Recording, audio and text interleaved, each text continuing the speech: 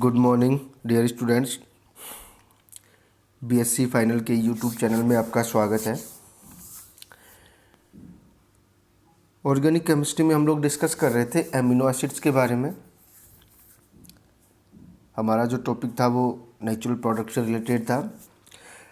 Last classes में हम लोग एमिनो एसिड्स के जनरल इंट्रोडक्शन और मेथड ऑफ प्रिपरेशन के बारे में डिस्कस कर चुके थे। आज हम लोग डिस्कस करेंगे प्रॉपर्टीज ऑफ एमिनो एसिड्स। तो first property, amino acids are colourless crystalline substance having sweet taste. They melt with decomposition at high temperature. They are soluble in water but insoluble in organic solvent. Water में soluble होते हैं but organic solvent में insoluble होते हैं। दूसरी property, except glycine all amino acids, all alpha amino acids are optically active and have an asymmetric carbon atom, alpha carbon atom. Hence, each of these amino acids can exist in two optical isomer in proteins. However, only one isomer of each commonly involved. Zwitter ion क्या होता है? Zwitter ion एक बार देखते हैं। Since NH2 group is basic and COOH group is acidic in neutral solution, it exists in an internal ionic form called a Jeter ion, where the proton of COOH group is transferred to the NH2 group to form inner salt, also known as dipolar ion.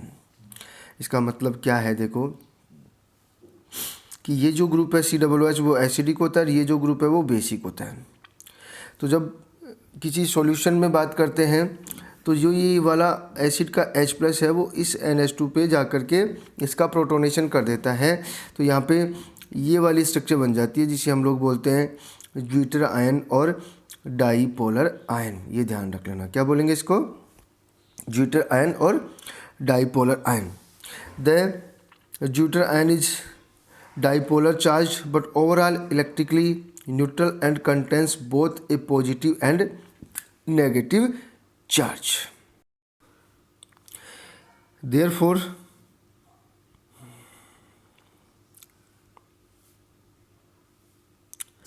amino acids are strength of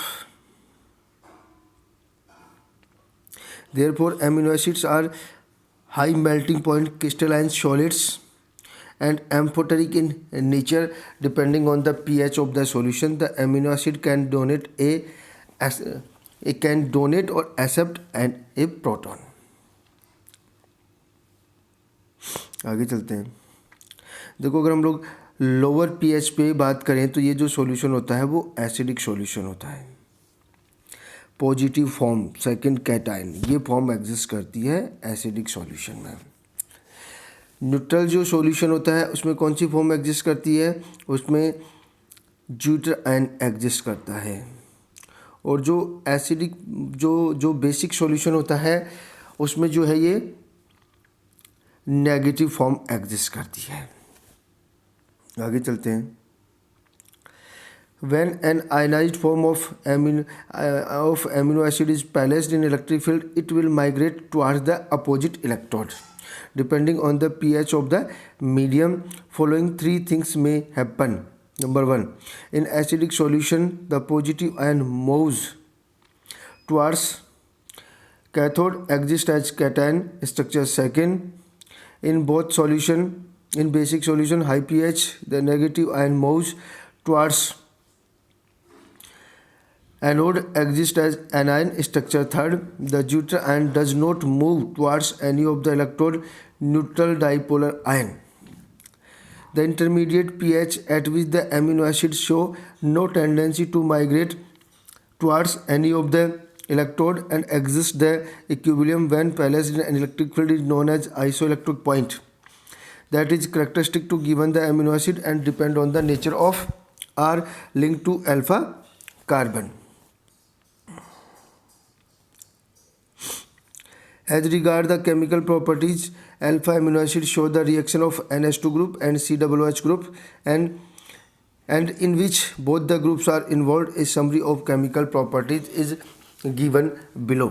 यहाँ पे हम लोग discuss करते हैं इनकी properties का।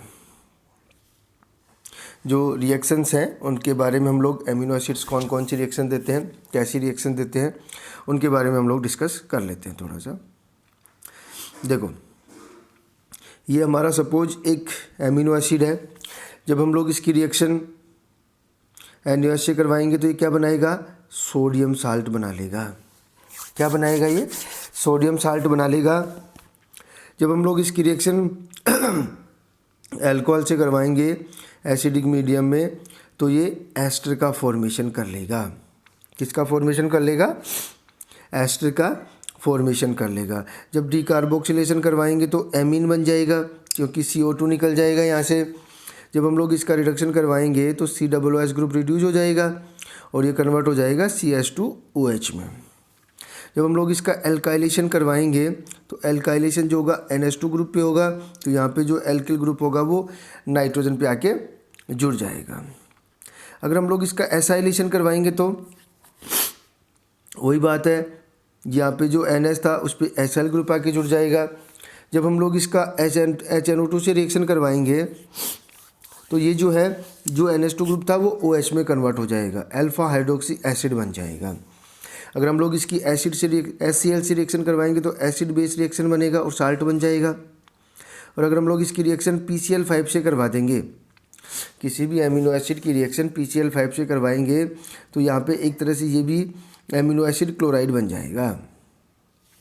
ठीक है, तो ये सारी रिएक्शन थी एमिनो एसिड्स की जिसमें दोनों पार्टिसिपेट करते हैं, NH2 वाला ग्रुप भी और COOH वाला ग्रुप भी। ठीक है, आगे देखते हैं action of heat. Action of heat का मतलब है कि जब एमिनो एसिड्स को हीट दी जाएगी तो इन पे क्या प्रोडक्ट बनेगा और इन पे क्या प्रभाव पड़ेगा। देखो, alpha amino acids lose 2 molecules water and form cyclic amides. कि अगर आपका अल्फा एमिनो एसिड्स हैं उसके 2 मॉलिक्यूल आपस में रिएक्शन करेंगे इन प्रेजेंस ऑफ हीट और एक साइक्लिक एमाइड बन जाएगा। मतलब ये जो इफ़ेक्ट है वो अल्फा एमिनो एसिड पर है, हीट का इफ़ेक्ट। कि अगर आपका एमिनो एसिड अल्फा वाला है उसको हीट दी जाएगी तो उस अल्फा एमिनो एसिड के 2 मॉलिक्यूल आपस में मिलेंगे और उन दोनों मॉलिक्यूल के मिलने से 2 मोल वाटर एलिमिनेट होगा और एक साइक्लिक एमाइड बन जाएगा। क्या बन जाएगा, एक साइक्लिक एमाइड बन जाएगा, ये ध्यान रख लेना। जैसे अगर हम लोग यहाँ पे बात करेंगे, ग्लाइसिन था, ग्लाइसिन के 2 मॉलिक्यूल आपस में मिले, 2 मॉलिक्यूल वाटर निकल गए तो यहाँ पे बन गया डाईकीटोपिप्रेजिन। क्या बन गया, डाईकीटोपिप्रेजिन। ये सब इफेक्ट है अल्फा एमिनो एसिड पर। किस पे इफेक्ट है ये, अल्फा एमिनो एसिड पर हीट का इफेक्ट है। अब बात कर लेते हैं हम लोग बीटा एमिनो एसिड की। Beta amino acids lose a molecule of ammonia per molecule of amino acid 12 alpha beta unsaturated acids.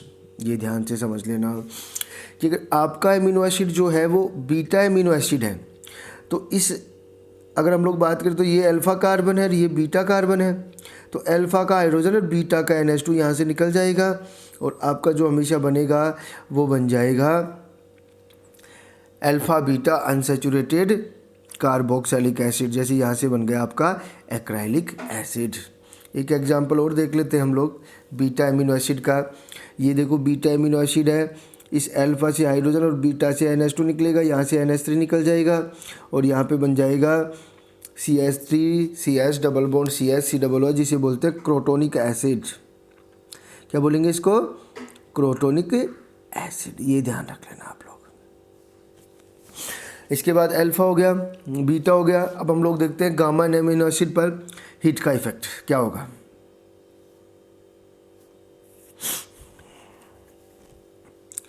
Gamma amino acids and delta amino acids undergoes intramolecular dehydration to form cyclic amide called lactams, ये ध्यान रख लेना। क्या बोलेंगे इसको? Lactam. कि अगर आपके पास गामा एमिनो एसिड है या डेल्टा एमिनो एसिड है तो इंट्रामोलिकुलर डिहाइड्रेशन होगा और एक जो है एक रिंग बन जाएगी और ये जो रिंग होगी वो साइक्लिक एमाइड होगा जिसे हम लोग बोलते हैं लैक्टम। ये हम लोग दोनों एग्जाम्पल से देख सकते हैं।